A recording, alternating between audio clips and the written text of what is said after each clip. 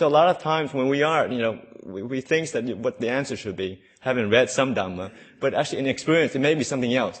So it's only a wise teacher who has the stillness and the clarity to know from moment to moment. And obviously, and he doesn't give the same recommendation to everybody, to know that at that time, in time, at that place in time, with this particular individual, this is the right thing to say. And that's why sometimes we get a lot of tape talks, and taken out of context, it seems very odd or funny, but a lot of times these talks are, directed to a specific audience in a specific time. So, and a lot of times it's hard to, if you listen to talk, you kind of, if you take it out of context, it doesn't make sense sometimes. Yeah, and the other conditions for wisdoms are, as he is living in dependence on teachers, he approaches them from time to time and inquires, "How is this, Venerable Sir? What is the meaning of this?"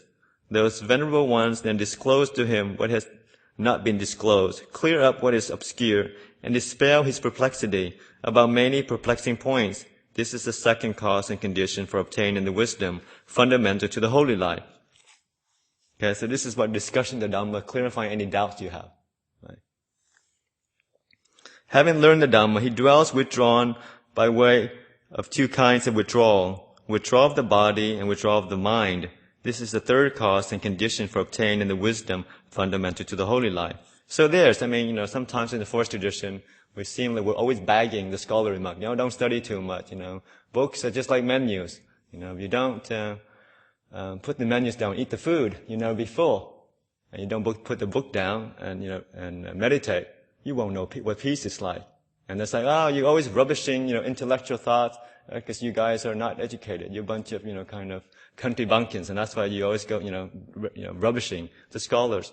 But no, in Buddhism, there is a place for studying. It's a starting point. It's just sometimes, some of us make the mistake of just clinging to the books and just reading the books instead of actually seeking inspiration from it, and then actually sitting down and putting it to practice. Right? And that's the important thing in Buddhism, is to have a good foundation in terms of different Buddhist concepts. But also the main thing is, it's true, peace will only arise from a peaceful mind. So you have to put it into practice. Yeah. But it helps. In the beginning, it's good to get the grounding. Now it goes into it. He is virtuous, restrained by the restraint of the Patimokkha, perfect in conduct and resort, seeing danger in the slightest faults, having undertaken the training rules, he trains himself in them. This is the fourth cause and condition for obtaining the wisdom fundamental to the holy life. So you can see there's always conditionality. First you learn the Dhamma, and then you perfect your virtue. And virtue, in the Buddhist kind of scheme, is more than just kind of harmlessness. Sila is a combination of kind of harmlessness, not harming other people, not harming yourself, but also in this kind of sense restraint. And it's a higher kind of sila. Because you know that ultimately, all contact in the mind is a disturbance.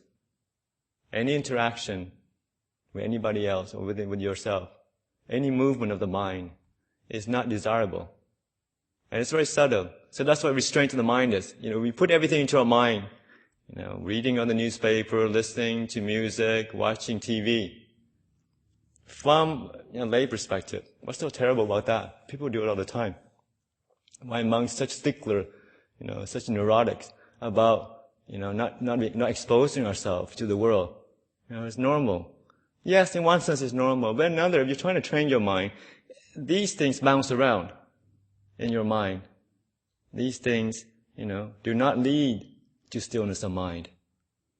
And in one sense, you're not hurting anybody, obviously, reading a few newspaper. But I think if you're trying to train your mind, you can see very clearly that not only are you wasting the time by exposing your mind to these kind of distractions, even when you sit down, they still bounce around your mind. So you're wasting more time, and you're actually creating the causes for non-stillness. Right? So when you realize that, you said, okay, I'm going to be careful. It's just the same with, with our body. We only want to eat healthy food because we know that health, fitness, to some extent comes from obviously putting healthy things into our body. It's the same with the mind. A healthy mind, a still mind. It's, you want that, and you have to kind of restrain what goes into it. I think that the Dalai Lama has a good simile, like, a house with 6 doors, 6 windows or something. And he has a pile of paper on the table. If he left the window open when he went out to have a walk, and the wind comes through, it's going to blow everything around. And if he wants, to have a clean house, where the paper nice, neat stack, then he has to keep the window closed. It's the same. The windows are the stimulus for the 6 senses. You want a peaceful mind, you have to kind of watch what you expose yourself to. Right?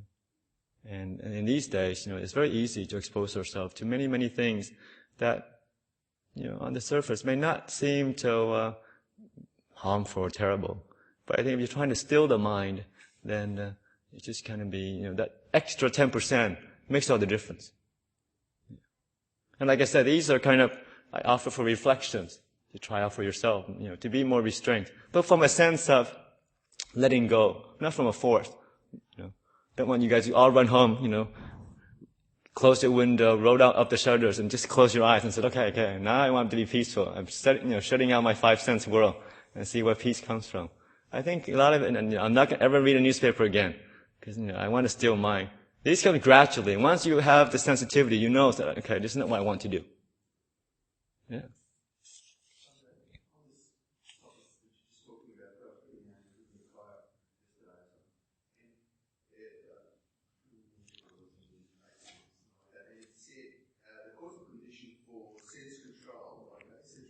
Mm-hmm. Virtue. Mm-hmm. But then at the end of the particular chapter, it said, you turn around and said, because of virtue and sense control. Do they feed off each other? Does one link into the other, or was one a causal condition? One go first, one go second, or was they trip around?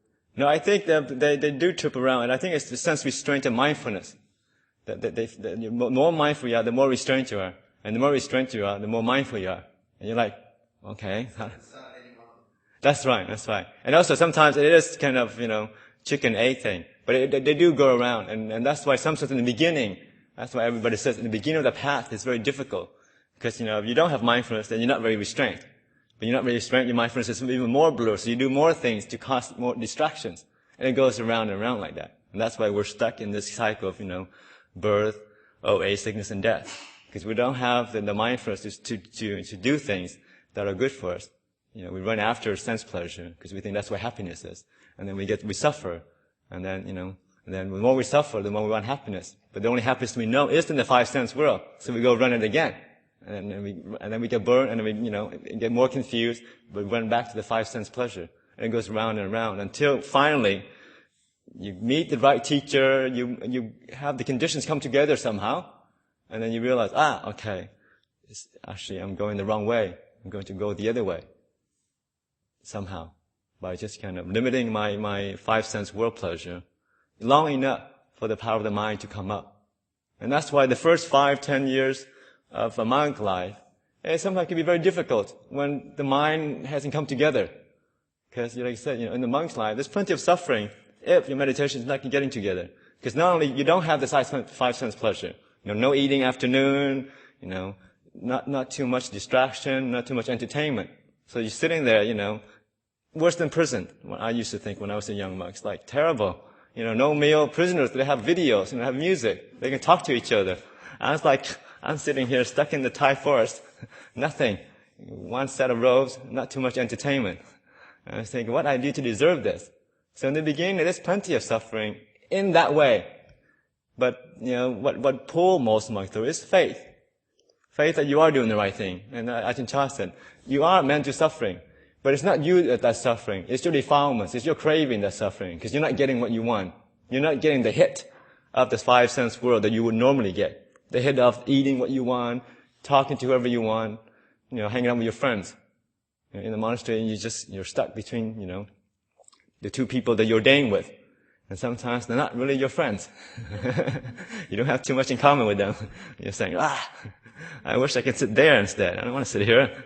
But that's just the nature. And that's why the training works, because it slowly strips away the wanting mind, the controlling mind.